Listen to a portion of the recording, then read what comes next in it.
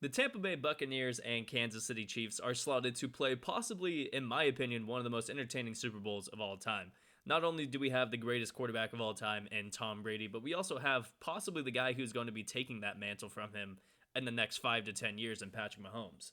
The weapons on both teams' offense are incredible and are possibly the top two offenses in the league, and the defenses aren't too shabby either. The Tampa Bay Buccaneers have by far the best running defense, and the Kansas City Chiefs are not too bad either when it comes to taking the ball away from the quarterback and sacking the quarterback as well.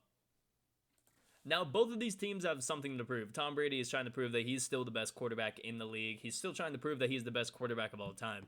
And Patrick Mahomes is trying to prove that it's not just a one-year thing with his team. I don't think anybody thinks that it was a one-year thing, but this team has their own kind of confidence and self-motivation for themselves in order to try to win this game against Tom Brady. And for Patrick Mahomes, being able to have that Super Bowl win over Tom Brady will go so far in terms of his legacy as a all-time quarterback. Now, both of these teams are playing incredible. Since that Week 12 matchup where the Tampa Bay Buccaneers ended up losing by 3 points at home to the Kansas City Chiefs, these teams combined have gone on to lose only one game, and that was when Kansas City was sitting all of their starters against the Chargers in Week 17. The Tampa Bay Buccaneers have 3 incredible playoff wins against 3 teams in the Washington football team, New Orleans Saints, and Green Bay Packers, where they had to go on the road for those matchups. And I would say for at least the New Orleans Saints and Green Bay Packers, they were looked at as the underdog in that matchup. The Tampa Bay Buccaneers defense proved yesterday that even if Tom Brady is turning the ball over like he did with 3 interceptions, the Tampa Bay Buccaneers defense did not give up a lot of points, if any, after those turnovers. And holding a guy like Aaron Rodgers to a minimal when your quarterback is turning the ball over a lot, that goes a long way in terms of being able to prove yourself as a all-time defense in the league.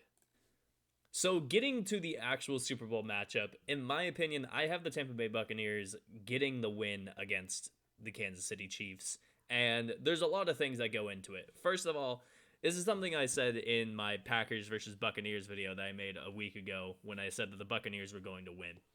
The thing about the playoffs at this point is that one of these quarterbacks isn't really going to outshine the other. Patrick Mahomes is arguably the best quarterback in the world right now, but somebody like Tom Brady is not really too far behind. Even though the numbers might not look really the same, when you look at how they affect the game, their effect on the game is pretty much equal to each other. This is why, the matchup wasn't really Tom Brady versus Aaron Rodgers. It was going to be who on each team was going to make the play that solidified a win for their team. And the first thing that you really have to look at if you're a Chiefs fan and be afraid of is the fact that your offensive line, especially your tackle position, is really decimated. Neither of your starting tackles from the beginning of the year are going to be playing in the Super Bowl, and 4 of the 5 starters who started on that opening day are not going to be in the same position that they were on opening day. Having those offensive line issues and going against a team like the Tampa Bay Buccaneers, where there's names like Devin White, Levante David, Jason Pierre-Paul, Shaquille Barrett, Ndamukong Suh, Vita Vea, and then an incredible secondary who, even though they're very young and they've had some, mishaps, especially against the Kansas City Chiefs earlier in the year, they're a team that is very confident in their own abilities.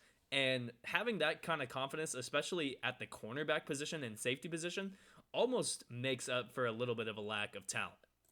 I think many people have gotten to the point with Patrick Mahomes in his career where they basically say when they're trying to defend him that you can't let him just destroy you on the offensive side of the ball. And while you can't let him destroy you, what you do have to make him do is make incredible play every single moment. And if you can make him try to do that, then that's when you get him to make at least 1 or 2 mistakes. That's where a game like a Super Bowl, all it really takes is 1 or 2 mistakes, and for Tom Brady to get the ball back inside the 30-yard line of the Chiefs, it's an easy touchdown for him in his career, and it's where he starts to separate himself in terms of a Super Bowl winner. And while it seems odd to just expect that Patrick Mahomes is going to make a mistake, especially in a game like the Super Bowl, it's more or less about the fact that the Tampa Bay Buccaneers defense, with their ability to only rush 4 or 5 guys and play incredible secondary, coverage on the back end, with their ability to get after Patrick Mahomes, he's not going to be able to throw off of off-balance platforms and be able to be throwing the ball while he's getting hit every single time without making a mistake. And it's not even him making a mistake, it's him just getting hit while he's throwing the ball. Sometimes that just happens when you're an NFL quarterback. And if the Buccaneers are able to make one or two turnovers out of that and be able to produce points afterwards, then like I said, it's going to be what separates these two teams in the game.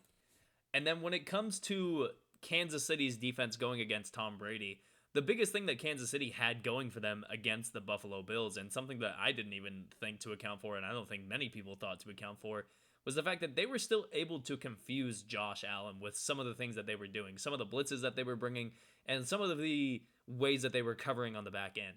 You're not going to be able to do that against Tom Brady, even when it comes down to things like blitzes.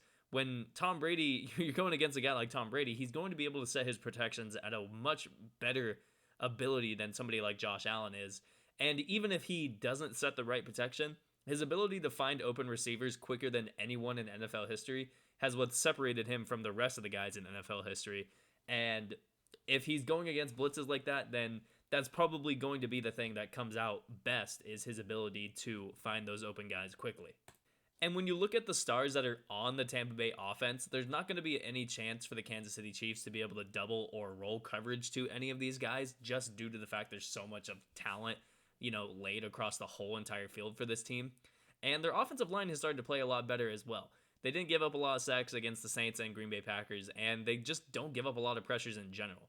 The only thing that's really going to kill the Tampa Bay Buccaneers if they start getting out of hand is if they start getting a lot of penalties, which it didn't kill them against the Packers, but it's proved to be something that's hurt them in the past.